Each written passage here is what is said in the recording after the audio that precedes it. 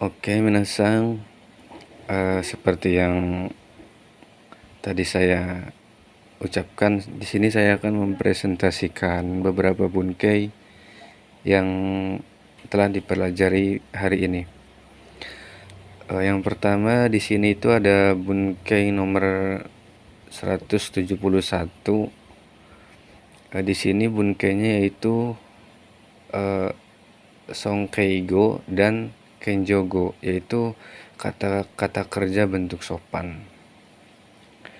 Nah, untuk rumus-rumusannya, untuk Songkeigo terlebih dahulu, di sini ada o nani nani atau go nani nani.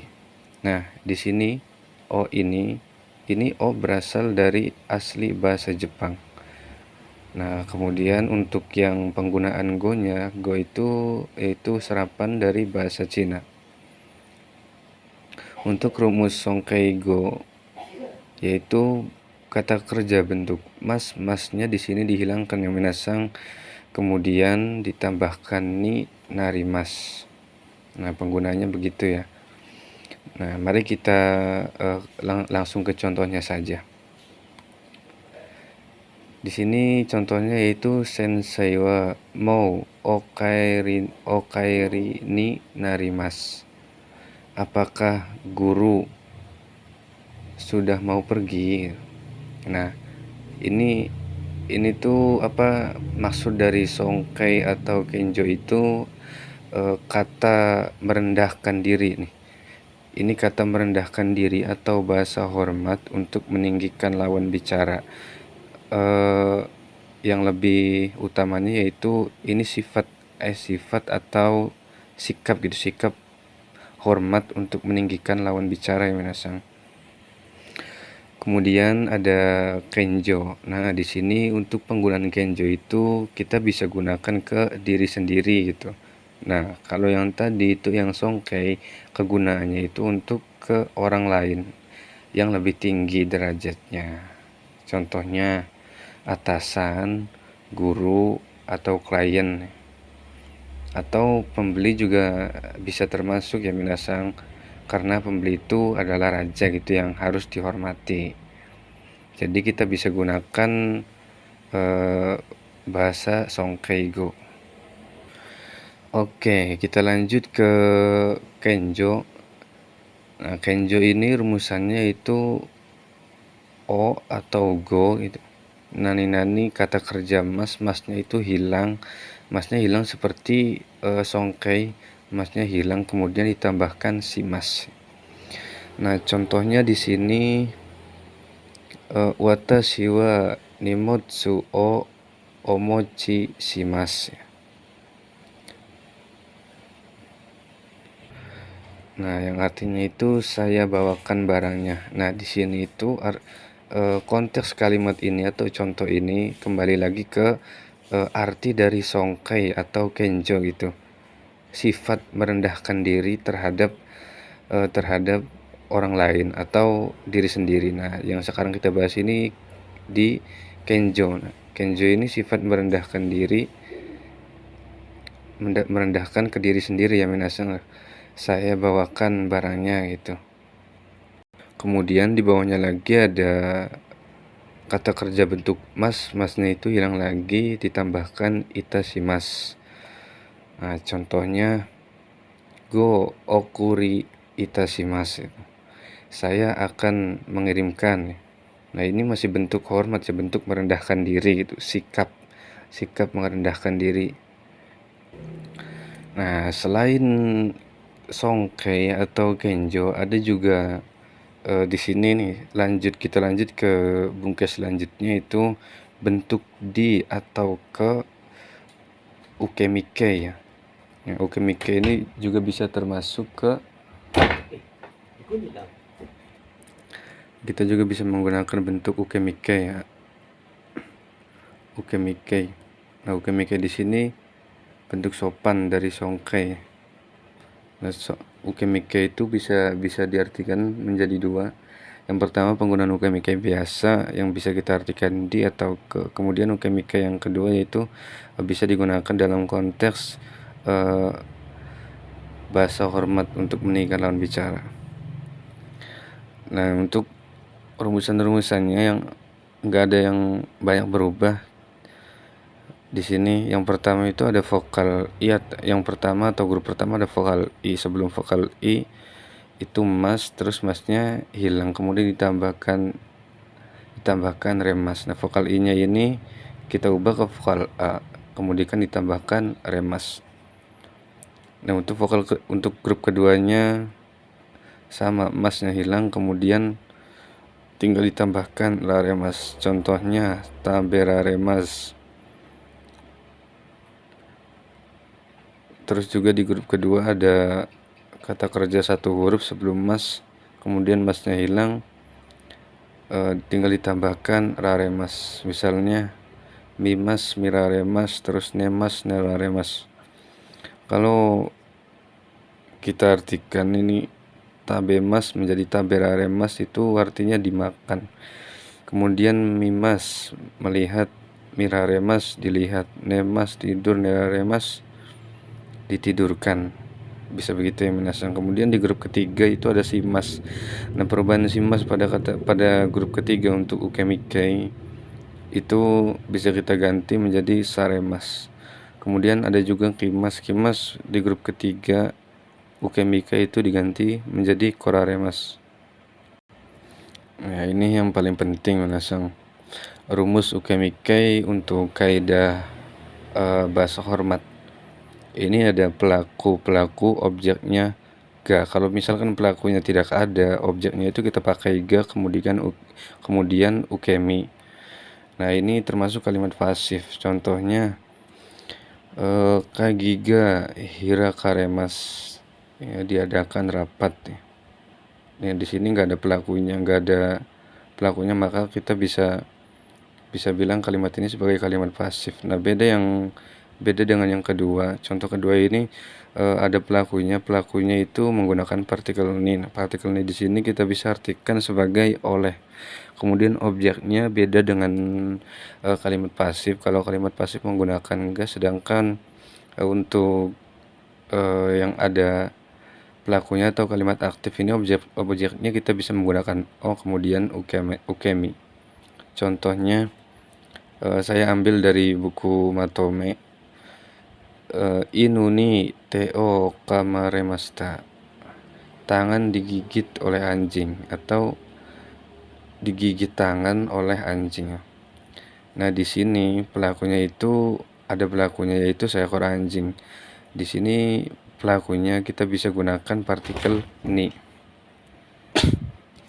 Nah, ini saya buatkan note ya menasang, karena saya juga baru mengetahui tentang penggunaan ukemi dari sisi lainnya.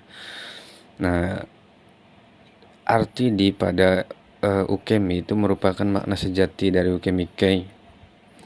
Akan tetapi untuk kaidah kesopanan, ukemi tidak diartikan di ya minasang, melainkan arti normal atau merupakan arti biasa yang biasa digunakan. Contohnya di sini ada contoh lagi. Ameni furaremasta, telah kehujanan. Kalau misalkan kita telaah lebih dalam, ini telah kehujanan ini lumayan tidak nyambung ya minasang, karena masih rancu artinya. Nah, makna aslinya adalah telah dituruni oleh hujan. Nah, di mana ya hujan, telah dituruni oleh hujan, manusia yang dituruni oleh hujan itu bisa kita artikan sebagai kehujanan. Nah, ini kata bendanya atau amenya ini ni. Ame di sini atau kata benda di sini bisa kita artikan sebagai pelaku ya, yang mana sesuai dengan rumusan yang ini. Apabila ada pelakunya, maka kita bisa menggunakan partikel ni. Kita juga bisa melihat pada buku praktis ya minasang. Nah, di sini ada banyak contoh. Yang pertama itu ada sensewa gohang o tabemas. Nah, ini kalimat ini merupakan kalimat biasa. Terus artinya juga arti biasa, arti normal. Guru makan nasi. Nah, Yang di bawahnya ini agak beda. Agak bedanya itu di sini menggunakan ukemike. Gohang sensei wa gohang o taberaremasu. Nah, kalau misalkan kita lurus mengartikannya sesuai dengan kalimat yang tertara, maka kita bisa artikan guru ya. Guru dimakan nasi ya. Nah, ini agak rancu, agak nggak nyambung, karena kalau misalkan kita tidak mengetahui sisi lain atau arti lain dari ukemike, maka kita bisa mengartikannya seperti tadi ya minasang. Nah, karena kita di sini sudah belajar makna ukemike yang lain, maka kita bisa mengartikannya ini sama dengan kalimat yang di atas, atau artinya itu normal, walaupun ada bentuk ukemike. Nah, bentuk ukemike-nya ini tidak diartikan di-nya itu dihilangkan ya minasang. Nah, ini ada beberapa tokubetsu dari Sonkeigo dan Kenjogo. Nah, ini tokubetsu di sini itu dimana kotoba-kotoba yang sudah memiliki arti kata hormat gitu, kata hormat, walaupun tidak kita masukkan dengan rumus-rumus yang sudah saya jelaskan tadi. Nah, contoh yang pertama di sini ada kotoba atau kata ikimas. Ikimas bentuk biasa, mas ikimas artinya pergi. Nah, sonkeigo-nya kita bisa artikan, atau ikimas dari sonkeigo-nya itu irasaimasu. Terus ada lagi di bawahnya oide ni narimasu. Nah, ini sama ya, artinya pergi, cuman ini bentuk sopan. Songkai bentuk sopan. Ini kita bisa gunakan ke orang yang derajatnya lebih tinggi daripada kita, yang dimana sudah saya jelaskan tadi, misalnya atasan, guru, atau klien ya gitu. Ini bisa menggunakan ini gitu. Terus kemudian yang di bawahnya itu ada kimas datang. Kita bisa ini di sini songkainya itu irasaimasu. Ada juga oide ni narimasu. Ini sama, ikimas dan kimas menggunakan oide ni narimasu. Nah, tergantung konteks kalimatnya. Nah, tabemas juga nih ada songkainya. Tabemas, nomimas ada songkainya. Bentuk songkainya ini meshi agarimas, sama nih maknanya. Bisa diartikan makan atau minum. Ya, tergantung apa yang sedang dibicarakan. Nah, simasnya di sini, simas menjadi nasaimas, kuremas menjadi kudasaimas. Nah, kalau kudasaimas sudah biasa kita gunakan ya minasang. Terus nemas, ada sinimas meninggal. Ini kotoba sinimas. Terus songkainya nakunarimas, sama meninggal dunia. Nah, di bawahnya ini ada contoh sensei wa. Nah, ini ada contoh misalkan ya, sensei wa gitu, gohang o meshi agarimas. Ini bisa nih, kan kalau misalkan kalimat aktif ini yang biasa kita gunakan itu sensei wa gohang o tabemas, atau sensei wa biru o nomimas. Itu kalimat biasa ya. Nggak apa-apa sebenarnya, kita bisa gunakan itu bisa menggunakan itu, cuman kalau misalkan ada bentuk hormat dari yang lain, kenapa nggak kita coba gunakan gitu minasang. Nah, misalkan sensei wa gohang o meshi agarimas. Sensei makan nasi ya. Sensei wa biru o meshi agarimas, sensei meminum bir. Ya, konteksnya sama gitu minasang, cuman ini kita menggunakan bentuk songkai. Nah, untuk di sebelahnya ini ada kenjo. Kenjo itu yang tadi ya minasang, kata hormat atau bentuk hormat dari merendahkan diri ya. Lebih ke sikap ya minasang. Nah, di ikimas di bentuk kenjo itu ikimasnya berubah jadi mairimas. Terus ikimas yang bawahnya lagi tuh uchie ikimas menjadi ukagaimas. Terus kimas di kenjo berubah jadi mairimas sama dengan ikimas. Terus imasnya berubah jadi orimas. Nah, tabemas dengan nomimas berubah lagi menjadi itadakimas. Gitu ya minasang. Contohnya misalkan watashi wa gohan o itadakimasu, watashi wa biru o atau osake o itadakimasu. Gitu ya minasang. Nah, di sini bentuk simasnya juga berubah lagi menjadi itasimas. Nah, itasimas itu mirip-mirip atau bisa sama gitu ya dengan rumusan yang tadi, itasimas yang tadi. Nah, pembahasan yang terakhir yaitu mengenai Bunkei Node. Bunkei nomor 13, 14, 15, dan 16. Node di sini artinya karena.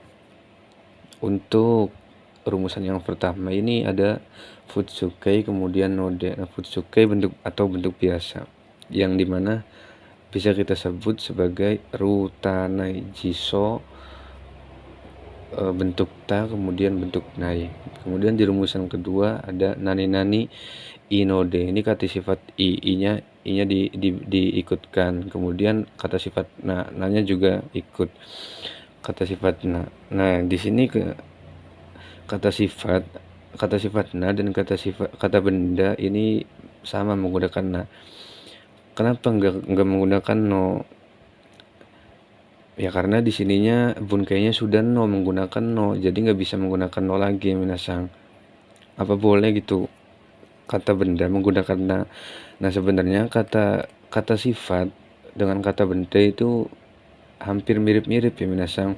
Kata sifat na menggunakan na, kata benda juga bisa menggunakan na. Kata sifat na kalau nanya nggak ada bisa kita gantikan menjadi da. Nah, kata bendanya juga bisa menggunakan da. Nah, gitu ya minasang. Ini contohnya nih. Himana node. Misalnya himana node itu karena senggang ya. Akan pergi untuk minum gitu ya. Nomini ikimas atau tabeni ikimas gitu ya minasang. Ya mungkin cukup sekian hapyo dari saya atau presentasi dari saya. Mungkin ada beberapa penjelasan yang kurang tepat atau agak membingungkan. Saya mohon maaf. Kurang dan lebihnya mohon maaf. Watashi kara ijo desu. Domo arigatou gozaimasu.